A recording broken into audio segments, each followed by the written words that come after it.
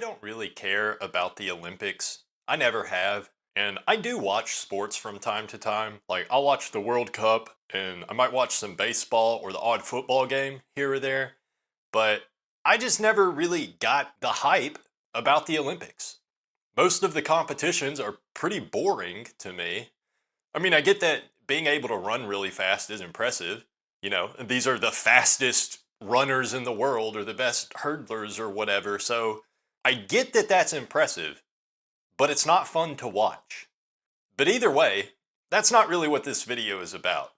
The thing I really wanted to talk about, well, I was thinking about the Olympics and how it's like, for the average person, there is no amount of training, no amount of practice that could ever get you anywhere even close to the level of athleticism that most of these Olympic athletes have.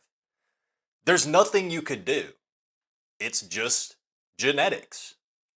And usually, when we talk about black pill ideology, well, with me at least, I'm usually just thinking in terms of how your genetics affects your looks and your IQ and your mental stability and stuff like that. All the things that make it impossible for someone like me to find any romantic success in this life. But the Olympics, I mean, when you look at some of these athletes, like, just watch the gymnasts or even like long jumpers or whatever. It's truly ridiculous. Like, some of the stuff they do doesn't even look like it would be physically possible for a human to do. And that's because it isn't.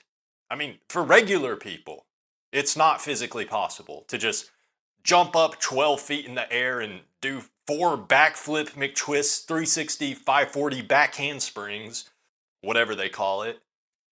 The Olympics really just puts the truth about genetic determinism on display for all to see. Unfortunately, I think most people don't get the message because, a lot of normies are watching the Olympics and just thinking, oh wow, I bet he must have practiced really hard. When the reality of the situation is that, yes, he probably did train a lot, but I mean, if you or me trained the same amount of time in the exact same way, same coach, same training regimen, same diet, everything, I still couldn't perform even almost at the same level as probably any Olympian. I mean, there are some things like decathlon that's not a real sport, but cross-country skiing, I could probably do that, but sprinting, the main Olympic competitions, there's no way. Like, running really fast, I could never do it. It's just genetic. Just look at Michael Phelps, right? I know he's not competing anymore, but Michael Phelps is possibly the best example of how genetics really are all that matters. I really don't know how anyone could even look at a picture of Michael Phelps holding all his gold medals and actually think the world is a meritocracy. This man looks like a human dolphin. Like, I think there's probably a good chance he was using some kind of performance-enhancing drugs. I think that there is a very good chance of that. But even so, he just has the genetically perfect physique for swimming. He's tall, he's got broad shoulders, big flipper feet. He's probably got gills too, I don't know. But I've actually found this diagram that explains it better. So it says he has a huge lung capacity, so that helps him to not get fatigued. He's got an 80-inch wingspan, so he's got super long arms, and he's 6'4", which is 76 inches. And if you don't know, the average person's wingspan is about the same as their height. So Michael Phelps has long arms compared to his height. So he's got really long arms. And he has a long torso, which means he's got more room for strong back muscles. And he's got relatively short legs for his height, so that gives him less drag. And it doesn't say this on the diagram, but I'm sure that also just means he has less body weight to be pulling through the water in general. So all of those things, those are just genetic things. None of those things I mentioned are something you train and get better. Maybe lung capacity, but ultimately all of those things are primarily genetic factors. It's just how he was born. You're either born with short legs and long arms, or you're not. You can't practice having a long ass torso. It's just genetics. And I mean, your nutrition growing up, that plays a role. But it's still genetics that determines what your maximum potential is. And I'm not denying that Michael Phelps probably did train really, really hard. I'm sure he probably has an extremely great work ethic. And there's probably even some people out there with an even more perfect physique for swimming than Michael Phelps, but they just didn't train as hard. I don't doubt that. Practice is important at the Olympic athlete level.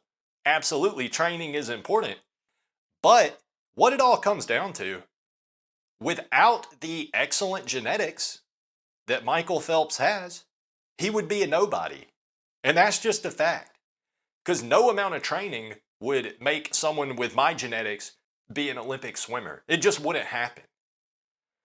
And I think a lot of people can recognize how important genetics are when it comes to athleticism. Like, obviously, nobody's going to deny that being 7 feet tall is better for basketball than being 5 feet tall.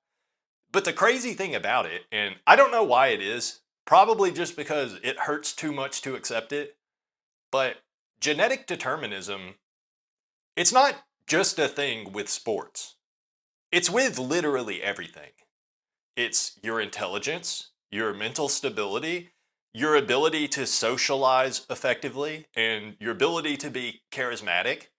And yes, your genetics, more than anything else, determines how attractive you are. And I guess I do get why most people are so resistant to the concept of genetic determinism.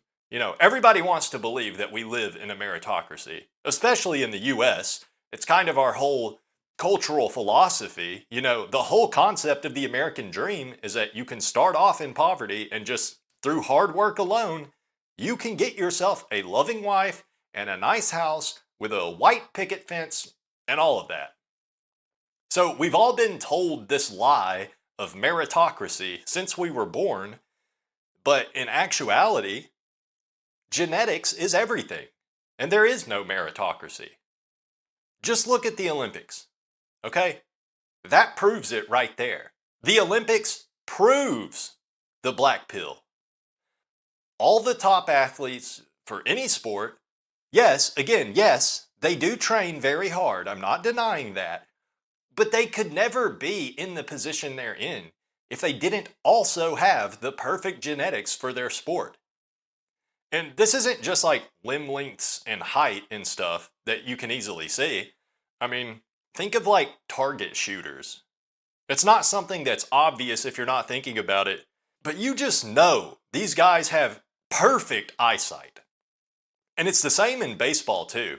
The best hitters, it's not just that they practice the most. Part of why they're so good at hitting a small ball moving at 95 miles per hour with a round bat is because they just genetically have excellent eyesight. And I don't know if y'all know this, but if you have bad vision and you wear glasses, there's actually no lenses out there that can bring your vision up to the level of an Olympic sharpshooter. Some people just genetically have eyesight so great that technology can't even match it. And I know some of you right now are probably thinking of that Turkish guy that went viral after he won the silver medal in the 10-meter air pistol. And you might notice that he wears prescription glasses, but that's 10-meter target shooting. You don't necessarily need perfect vision for that distance because that's really close. But even in that, there probably are some genetic factors that you can't really see about that guy that makes him so good at his sport. If you can call that a sport. But either way, I'm talking about like even mental things like a genetic predisposition to be able to maintain composure under stress. It's stuff like that. All that is at least partially determined by your genetics. So the top level of athletic competition, and I mean even in high school sports really, it's not a meritocracy. Genetics are the key. Genetics rules all. Genetics is the number one most important factor that determines how successful you are in literally any aspect of your life that you can think of. It all boils down to genetics. And the other thing I wanted to talk about while we're on the topic of the Olympics, it's so depressing when you look at some of these Olympic athletes. Like, just imagine the life that they're living. And obviously, not every Olympic athlete is a 10 out of 10 in looks, but a large portion of them are. There's a lot of them are very attractive. So just imagine being a Giga Chad track star staying in the Olympic Village in Paris, France, which is where the last Olympics were, just being surrounded by some of the most physically fit, hottest athlete Stacys in the entire world, from every country in the whole world. You just know some of the guys on like Germany or USA's swim team or whatever are just running through some of these female gymnasts and synchronized swimmers from Japan and China and Eastern Europe and wherever else in the world. You know, if you think geomaxing is a valid strategy for an average looking guy from the US, just imagine what it's like for a 6'4" Giga Chad Olympic athlete in the Olympic Village surrounded by Stacys from every country in the world. It's hard to even imagine. And if you think I'm exaggerating, then think again. It is a known fact that in the 2024 Paris Olympics, the Olympic Village was stocked with 200,000 free condoms. And they even had free female condoms, whatever that is, and dental dams. Look, these people are doing it, folks. That's how it really is. That's how it really was. At the 2012 London Olympics, Usain Bolt took a photo in his room at 3 a.m. with 3 members of Sweden's female handball team. And look, I don't know if Usain Bolt actually bolted these handball hoes or not. Your guess is as good as mine. But I mean, 3 a.m., 3 o'clock in the morning, you know, it's a weird time to just be hanging out. So make your own assessment of that situation. And look at this. This alpine skier from the 2018 Winter Olympics named Lauren Ross was quoted saying, "I hooked up with everyone." Need I say more? I think you all get the point. These Olympic athletes are living a life that the vast majority of us could never even dream of. And sure, they probably had to work hard to get there. In fact, I know in most cases, yes, they had to work hard to get where they're at. But without their perfect genetics, none of that hard work would have even mattered. Okay, genetics is everything. And even if you don't believe that genetics determines a person's athletic ability and everything else about their life, let's say you're one of those people that you truly believe in good, old-fashioned hard work and determination. You think if you just work hard, you try your best at something, then you can be one of the greatest to ever do it. Okay? Let's say that's how it is. Well, guess what? Your ability to put in all those hours of hard work, your mental fortitude, that is genetic. That is also genetic. That's genetics. Good luck training to have better mental fortitude. Good luck. And don't forget to get your reps in training your positive outlook on the world. You know, these things are pretty much just controlled by your genetics. Genetics really is everything. I'm not a sub-5 male because I made mistakes in my life that led me down a path that put me in this situation. The reason I'm a sub-5 male is because from the start, I was built out of sub-5 DNA. Okay? My DNA made me go bald in my early 20s. My DNA made me have crippling social anxiety. My DNA made me naturally pessimistic, and my DNA made me smart enough to see the world around me for what it really is. And all of those things, those genetic factors that describe me, those are all the things that put me in this position that I am currently in. I am a sub 5, 30-something year old loser, and I used to be a sub 5 fetus. I mean, I was sub 5 from the start. I was a sub 5 fucking zygote before I was even a fetus. That's how far back it goes. So the next time the Olympics rolls around, I don't even know when that'll be, next year maybe.